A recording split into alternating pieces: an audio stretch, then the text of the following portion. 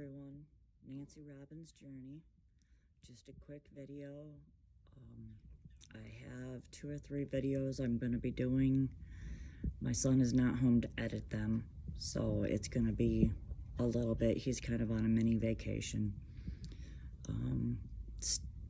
The Boston Scientific stimulator was taken out on Thursday, December 23rd.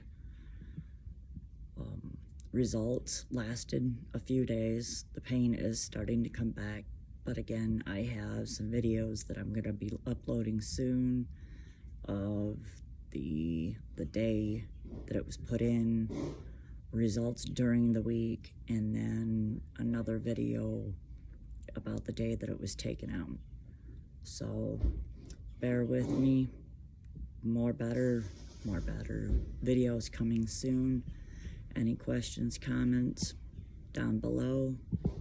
If you like the video, give me a like and subscribe.